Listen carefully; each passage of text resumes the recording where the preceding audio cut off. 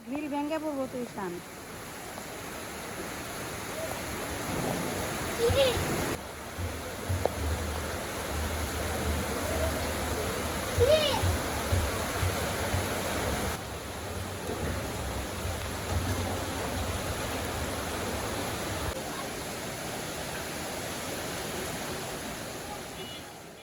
নমস্কার, শুভ সকাল। কেমন আছেন সবাই? আশা করি ভালো আছেন, আমরাও ভালো আছি।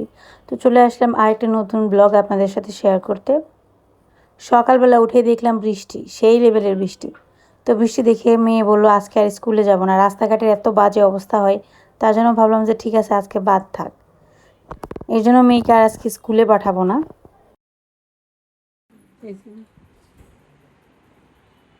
আজকে সারামণি স্কুলে যায় নাই কেন? আবহাওয়াটা খারাপ, তার জন্য স্কুলে যাও নাই? এটা কোনো কথা? বৃষ্টি হওয়ার সম্ভাবনা আছে, তার জন্য যাও নাই?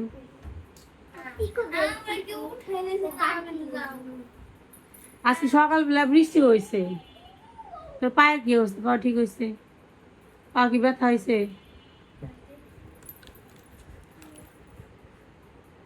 সারার পায়েই হয়েছিল, ওই যেটাকে বলে আমাদের গ্রামে বলে কাটা করা, মানে কাটা যদি বিন্ধে অনেকদিন থাকে ভিতরে সেটাই হয়, ব্যথা হয়ে মাংস শক্ত হয়ে যায়।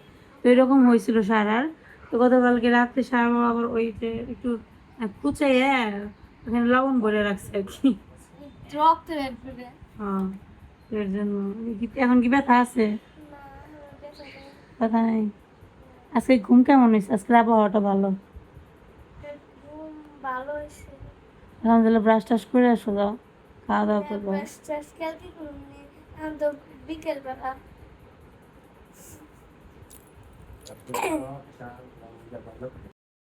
সকালবেলা খাওয়া দাওয়া শেষ করে থালাবাটি পরিষ্কার করা হয়নি। প্রতিদিনই সকালবেলা খাওয়া দাওয়া শেষ করে আমি একটু বসে থাকি, সবার সাথে একটু কথা টথা বলি, তারপর আর কি রান্নাঘরে এসে কাজকর্ম করি।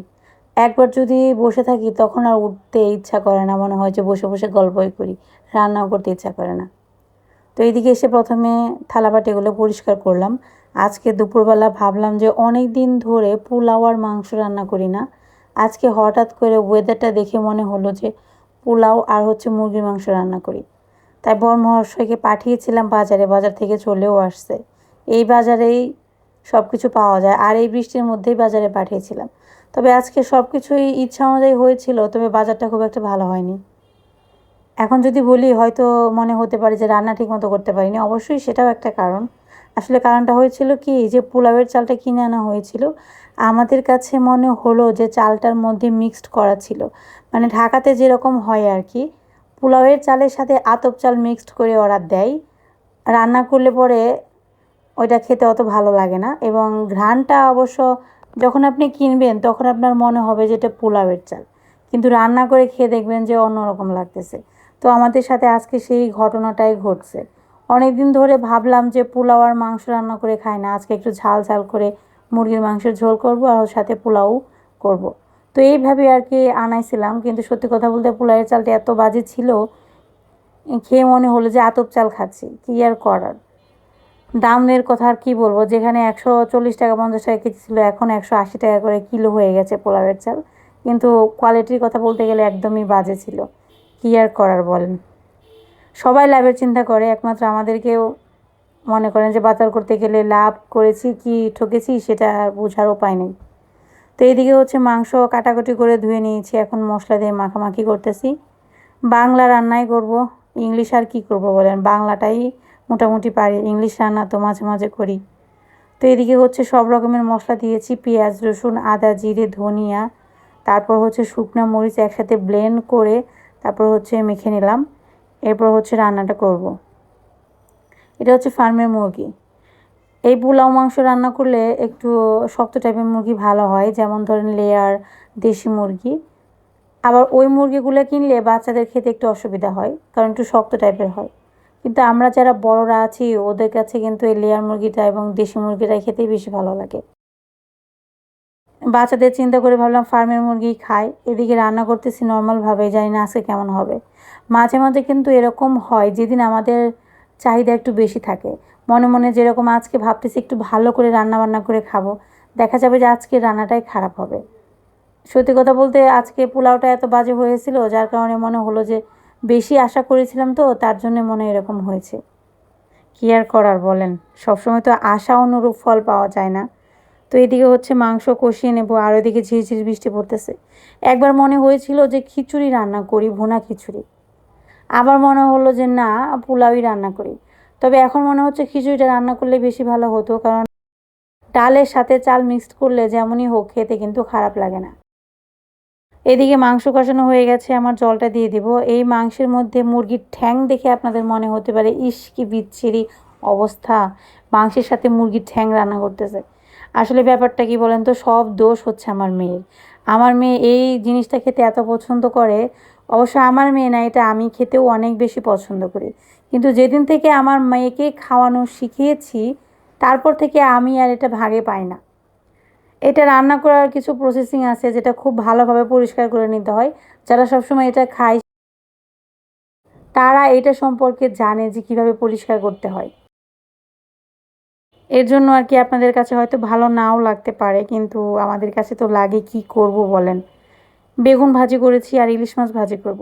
রান্নার আইটেম খুব একটা বাড়াবো না, অল্প আইটেমের মধ্যে আজকে রান্না করব। ইলিশ মাছ ভাজা, বেগুন ভাজা আর হচ্ছে মুরগির মাংস। আশা করি পেট ভরে খেতে পারবো, দেখা যাক কী হয়। তো এদিকে হচ্ছে ইলিশ মাছটা লবণ হলুদ মরিচ মাখিয়ে এখন ভেজে নেব।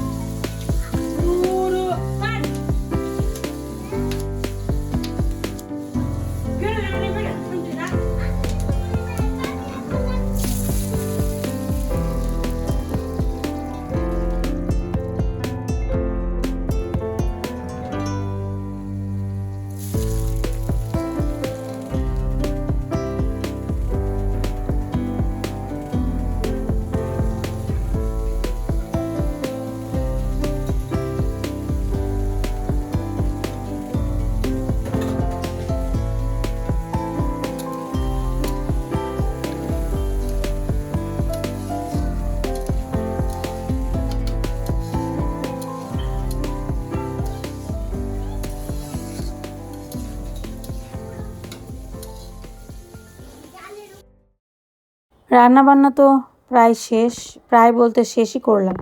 তারপর আসছে হচ্ছে পূজা দেব। রান্নাবান্না শেষ করে হচ্ছে আমি পূজাটা দেই। সকালবেলা আসলে সময় হয় না, আর দেখা যায় সার বাবা সকালবেলা ফুল আনতে পারে না, ফুল আনতে আনতে একটু দেরি হয়ে যায়। এর জন্য পূজাটা দিতে একটু দেরি হয়। তো এই বারান্দাতে এসে দেখলাম আমাদের নীলকণ্ঠ গাছে হচ্ছে কয়েকটা ফুল ফুটছে। অনেকে এটাকে অপরাজিতা বলে, যাই হোক একই কথা। তো এখান থেকে যা ছিল ফুল সেগুলো তুলে নিলাম। বাসায় আসলে 2-3টা গাছে যদি ফুল হয় তাহলে আর বাইরে থেকে আনতে হয় না, কিন্তু সেটা তো হয় না। দেখা যায় একদিন হয় আর একদিন হয় না। তো এইদিকে হচ্ছে ঠাকুর ঘরের যে কাজকর্ম সেরে পূজা টুজা দিয়ে কমপ্লিট করলাম। ঠাকুর ঘরটা খুব একটা বড় না, কিন্তু আমার কাছে ভালোই লাগে, ছোট ঠাকুর ঘর তো এর জন্য ভালো লাগে। আর এই ঠাকুর ঘরটা হচ্ছে আমার না, এটা হচ্ছে আমার শ্বশুরমশাইয়ের। তো উনিই আগে পূজা করতো, এখন রেগুলার আসে না, এর জন্য দেখা যায় আমিই দেই।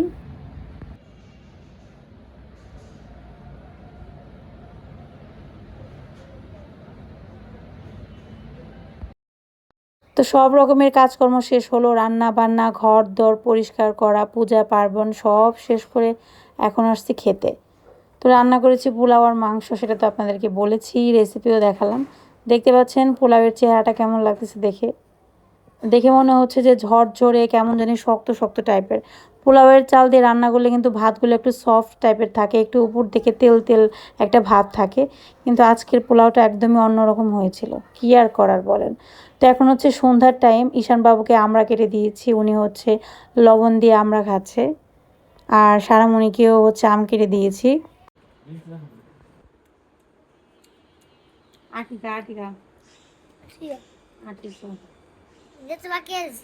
হ্যাঁ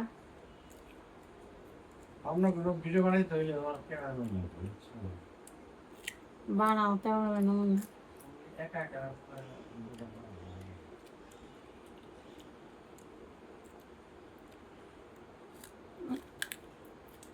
বাবারে কস কসে খায় দেখি সুন্দর। ওর খাওয়া দেখে মনে হয় যে টক লাগে না, মিষ্টি নাকি আমরা। আমার তো মিষ্টি না, ওটা টক করে। মিষ্টি হলেও শান্তি খায় না, এখানে খাওয়া দেখে শান্তি নাই। খাওয়া দেখে শান্তি আসবে। ইন্দুরে বড় ইন্দুরে ধর কি তালে খেমেছে, বড় ইন্দুরে খেমেছে আম। আমরা এত টক, আমার তো খেতে মন ছিল না। ওর খাওয়া দেখে আমার মুখে জলে পড়ছে, কিন্তু আমার খাইতে মন ছিল না। আমার আমরা সামনে সারা আমটা কেমন রে? মিষ্টি আছে, টক আছে না? খুব বেশি টক না, খাওয়া যাবে। দিয়ে দিতে খুব স্বাদ, তাই না? এত স্বাদ কে, তাই না? টাটা দে, বাই বাই দে, সবাইকে শুভরাত্রি। সুন্দর করে বলো।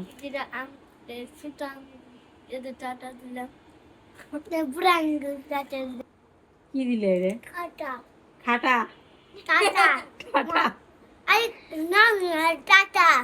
নামি টাটা। ঠিক আছে।